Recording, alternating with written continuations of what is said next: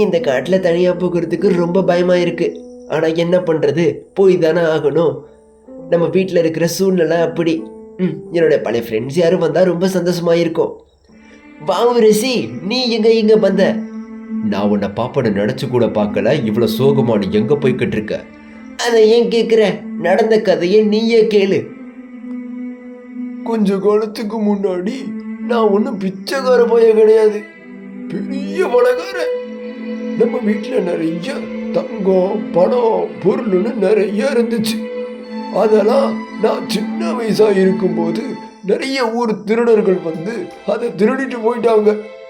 அப்போதைக்கு எனக்கு ஒரு 15 வயசு இருக்கும்.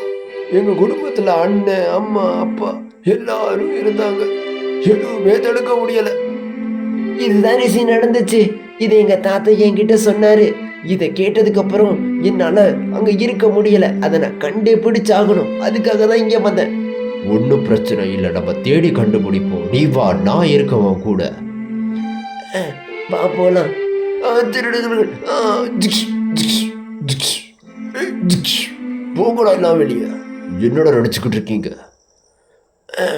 ரொம்ப சந்தோஷம் ரிஷி. நீ இல்லைன்னா சத்தியமா இதை நம்ம கண்டுபிடிச்சிருக்கவே முடியாது தெரியுமா? உன்னாலதான் இவ்வளவும் நடக்குது. திரும்பவும் வந்துட்டாங்க பாரு.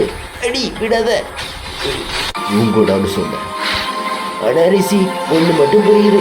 நீ இல்லைன்னா கண்டிப்பா இதை நம்மளால எடுத்திருக்கவே முடியாது தெரியுமா? அதெல்லாம் இல்லை, உனக்காக நான் எப்பவும் கூட இருப்பேன். நீ இதை நம்பணும், சரியா? நீ என்னுடைய உயிர் நண்பன். உனக்காக நான் என்ன வேணாலும் பண்ணுவேன். நம்ம ஒரு வழியாக கரை வந்து சேர்ந்துட்டோம். இறங்கு, எல்லாத்தையும் எடுத்து வை. நம்ம அம்மா பக்கம்லாம் வந்துக்கிட்டு இருக்காங்க பாரு. ரொம்ப கஷ்டமா? எவ்வளோ பிரச்சனைங்க வந்துச்சு தெரியுமா? இந்தாங்க தாத்தா. ஒரு வழியா ரிஷி தான் தாத்தா எல்லாத்தையும் எடுத்து கொடுத்தான். அப்ப இல்லைன்னா இதெல்லாம் சாத்தியமே இல்லை தெரியுமா? ரொம்ப சந்தோஷம்.